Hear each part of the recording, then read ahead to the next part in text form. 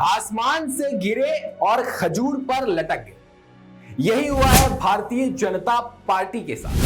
जातिगत जनगणना की मांग को मानने के बाद बीजेपी को लगा कि अब सब सही हो जाएगा, लेकिन नहीं हुआ।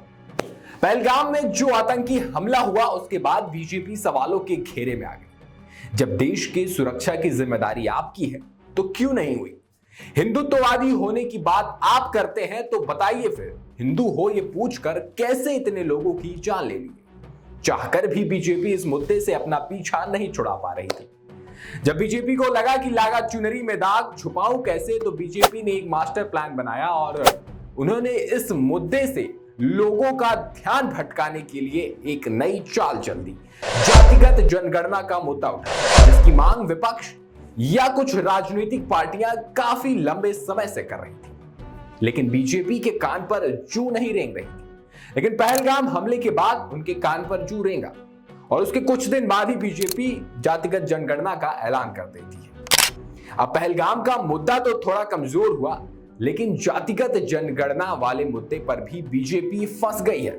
अब सवर्ण यानी जो अपर कास्ट के लोग हैं उनमें काफी नाराजगी है और अब वो कह रहे हैं कि बीजेपी का सबसे ज्यादा साथ किसी ने दिया है तो वो अपर कास्ट है।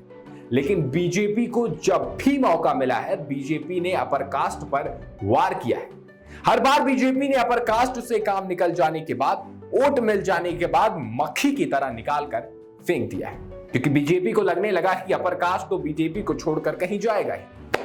और जो बीजेपी कुछ दिन पहले यानी जब यूपी में आपको याद होगा उपचुनाव हो रहे थे तो चीख चीख कर कहा जा रहा था कि भैया जाति के नाम पर नहीं बंटना है, हिंदू होकर रहना है। और जब हिंदू होकर रहने का सही समय आया, जब हिंदू पूछ कर मारा गया, तब बीजेपी कह रही कि नहीं नहीं जाति बतानी पड़ेगी।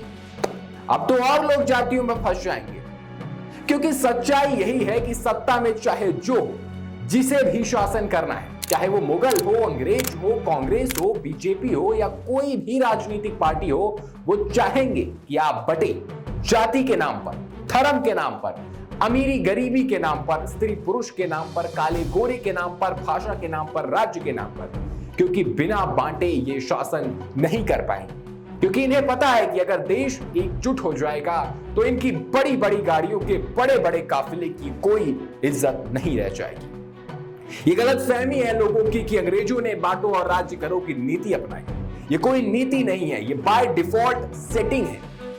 जो भी शासन में रहेगा, जो भी सत्ता में रहेगा, वो इसे अपनाएगा ही अपनाएगा। और इतनी सी बात लोगों को समझने की जरूरत है।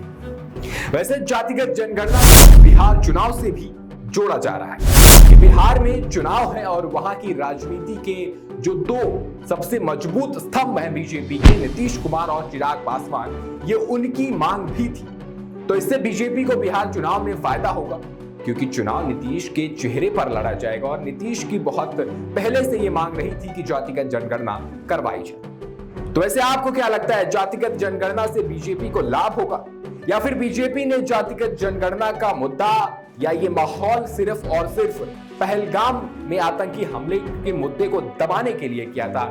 इस पे आपकी क्या राय हमें कमेंट में जरूर बताएं और ऐसी तमाम खबरों के लिए बने रहे हमारे साथ और देखते रहें GBN 24।